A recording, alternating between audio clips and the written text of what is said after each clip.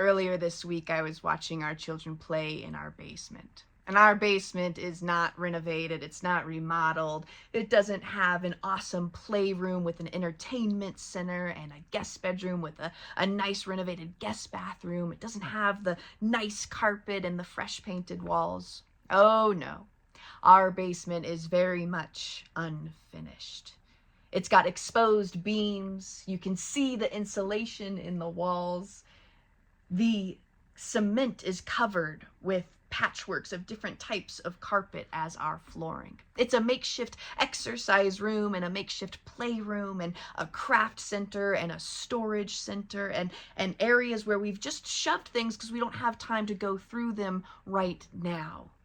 It's got that smell of wood and insulation and dust.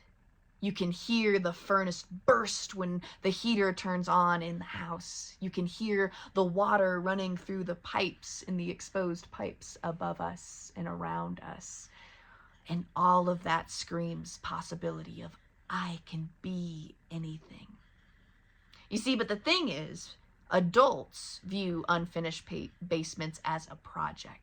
Adults view unfinished basements as a to-do list waiting for our time and our energy and our money. Something that needs improving. Oh, but to kids, the unfinished basement is the most magical room in the house because it can be anything. It can be a castle and a spaceship and a wild jungle and a restaurant, all before it's even lunchtime. Down here, nothing is set. Down here, nothing is polished. Nothing is complete, which means everything is possible. And as I watched my kids play together, I thought to myself, unfinished basements is a lot like what our spiritual lives look like.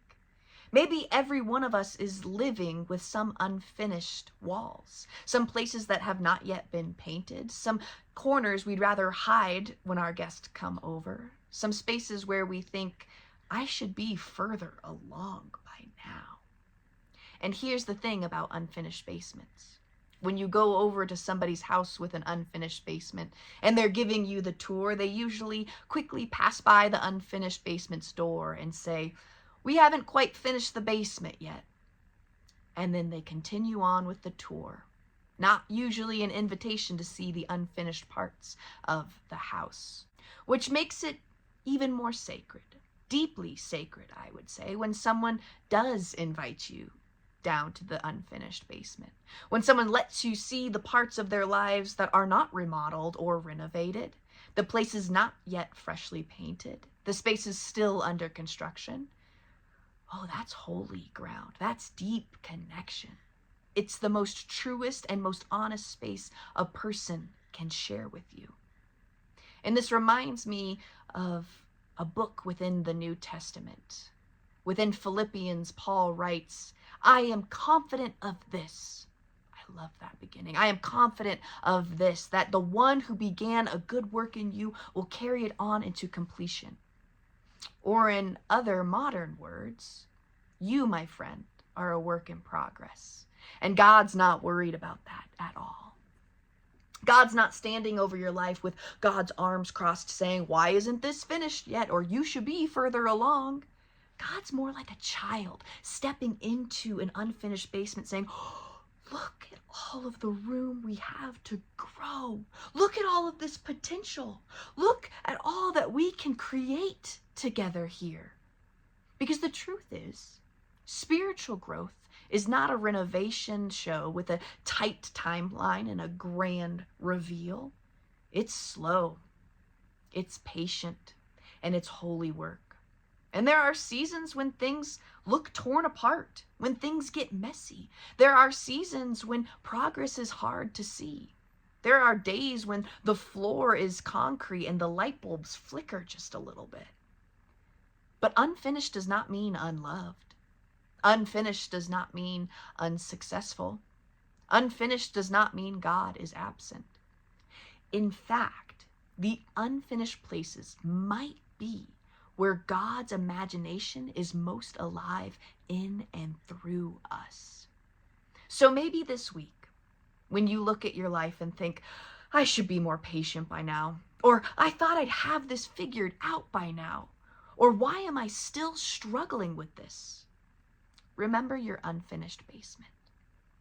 Remember the space where possibility lives, where growth is still unfolding, where God is still building and shaping, healing and dreaming. And remember too, what a gift it is when someone invites you into their unfinished spaces. Honor that trust. Honor that sacred unfinished space. Because the most sacred room in any home is not the one that is beautifully remodeled and perfectly cleaned or polished. No, it's the one someone has been brave enough to show you before it's even finished. And maybe let yourself stand in your unfinished basement. Let yourself stand in those unfinished places of your life without any judgment, but with deep curiosity and wonder. Because the God who began a good work in you, my friend, is not finished yet. And that is very, very good news. Would you pray with me? God of new beginnings and continuing work, you see every unfinished place in us with love. You hold our potential, our growing edges, and our half-built hopes. And you never rush us. You never shame us. Teach us to trust the slow, steady work that you are doing inside of us. Help us to see our own lives and one another, not as failures or as projects, but as beautiful spaces still becoming. Where we feel incomplete, give us patience. Where we feel discouraged, give us courage. Where something new is being built in us, give us imagination. And when someone is brave enough to show us their unfinished rooms, help us to receive that gift with tenderness and reverence. May our presence be gentle enough to remind one another that we are safe, we are loved, and we are still becoming. Continue your good work in us, God, and help us to welcome every unfinished corner of our lives as a place where you are still creating. Amen. Between is about you. Between is about creating the most sacred church on earth in the spaces between you and every single person that you got to meet. So take this message with you out into the world. Have the courage to show people the unfinished areas of your life and respect the unfinished areas of other people's life. And go with God's love and create the church between.